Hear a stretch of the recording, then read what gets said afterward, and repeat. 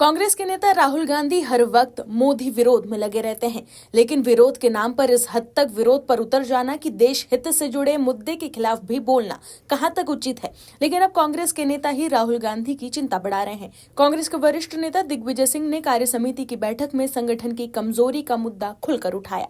वहीं पिछले दिनों ओडिशा के कांग्रेस विधायक मोहम्मद मोकीम और कांग्रेस पार्टी के ही सहारनपुर से सांसद इमरान मसूद जैसे नेताओं ने पार्टी के नेतृत्व को लेकर कुछ ऐसा कहा जिसे सामान्य नहीं कहा जा सकता। इन दोनों नेताओं ने वायनाड की सांसद प्रियंका गांधी की नेतृत्व क्षमता की इस तरह तारीफ की जो निश्चित तौर पर राहुल गांधी समर्थकों को नागवार लगी होगी। इसके अलावा हाल के दिनों में कांग्रेस के कई नेताओं ने इस्तीफा देकर या तो बीजेपी या दूसरे दलों का दामन थामा है, जो कि कांग्रेस के लिए किसी झटके से कम नहीं। वहीं अब कांग्रेस के एक और बड़े नेता अधीर रंजन चौधरी ने जो किया उससे राजनीतिक पारा चढ़ गया है। क्या है खबर, बताते हैं आपको इस रिपोर्ट में।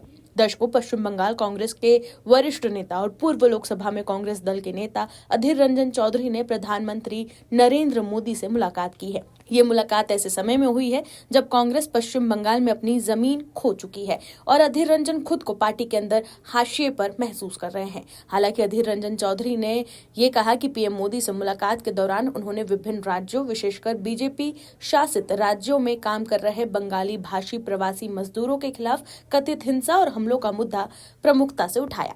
अधीर चौधरी ने प्रधानमंत्री से इस घटनाओं का संज्ञान लेने और मजदूरों की सुरक्षा सुनिश्चित करने की मांग की। अधीर रंजन चौधरी की ये मुलाकात ऐसे समय में हुई है जब पश्चिम बंगाल में आगामी चुनावों को लेकर राजनीतिक गतिविधियां तेज हो गई है। इस वजह से इस बैठक ने राजनीतिक हलकों में अटकलों का दौर शुरू कर दिया है। अधीर चौधरी मुर्शिदाबाद जिले से आने वाले एक प्रभावशाली जमीनी नेता माने जाते हैं और मुख्यमंत्री ममता बनर्जी के कट्टर आलोचक रहे हैं। इस मामले में उनका रुख बीजेपी से मेल खाता नजर आता है, जिससे राजनीतिक चर्चाएं और भी ज्यादा तेज हो गई हैं। इस मुलाकात ने राजनीतिक गलियारों में कई अटकलों को जन्म दिया है कि क्या अधीर रंजन कांग्रेस छोड़कर बीजेपी में शामिल होने वाले हैं, क्या ममता बनर्जी से उनकी पुरानी दुश्मनी का नतीजा है और क्या कांग्रेस का बंगाल में कोई भविष्य बचा है। यह घटना कांग्रेस की आंतरिक कलह और बंगाल की जटिल राजनीति को उजागर करती है। अधीर चौधरी ने लंबे समय तक पश्चिम बंगाल में कांग्रेस के लिए मजबूत आधार बनाए रखा। उन्होंने बहरामपुर लोकसभा सीट से लगातार 5 बार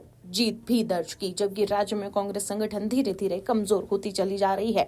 हालांकि वर्ष 2024 में लोकसभा चुनाव में उन्हें तृणमूल कांग्रेस के उम्मीदवार यूसुफ पठान के हाथों हार का सामना करना पड़ा। इसके बाद अधीर चौधरी की पहचान एक मजबूत जमीनी नेता के रूप में बनी हुई है। वहीं बीजेपी के एक वर्ग का मानना है कि अधीर रंजन चौधरी जैसे नेता मुस्लिम बहुल इलाकों में पार्टी के लिए उपयोगी साबित हो सकते हैं। मुर्शिदाबाद और आसपास के क्षेत्रों में बीजेपी की पकड़ कमजोर है, जबकि तृणमूल कांग्रेस वहां मजबूत स्थिति में है। ऐसे में अधीर चौधरी की राजनीतिक भूमिका को लेकर कयास लगाए जा रहे हैं। हालांकि इन अटकलों को खारिज करते हुए अधीर रंजन चौधरी ने स्पष्ट किया कि प्रधानमंत्री से उनकी मुलाकात का उद्देश्य पूरी तरह से मानवीय और जनहित से जुड़ा था। अधीर रंजन चौधरी की छवि एक फायर ब्रांड नेता की है, जो संसद में मोदी सरकार पर तीखे हमले भी करते हैं, लेकिन कांग्रेस में उन्हें हाल के वर्षों में नजरअंदाज कर दिया।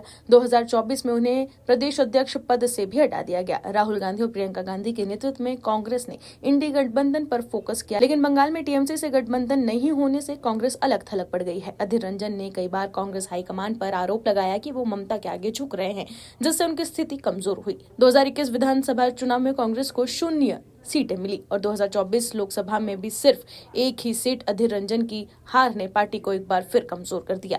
कांग्रेस कार्यकर्ता खुद कहते हैं कि पार्टी ने समर्पण कर दिया है, कोई ग्रास रूट संगठन नहीं है, फंडिंग की कमी है और हाईकमान का ध्यान अन्य राज्यों पर होने से यहाँ पार्टी कार्यकर्ता उपेक्षित महसूस करते हैं। अधीर रंजन चौधरी ने खुद कहा है कि कांग्रेस बंगाल में मर चुकी है। यही वजह है कि पीएम मोदी से मुलाकात के बाद अधीर रंजन के बीजेपी में जाने को लेकर अटकलें तेज है। Bureau report, OMH news.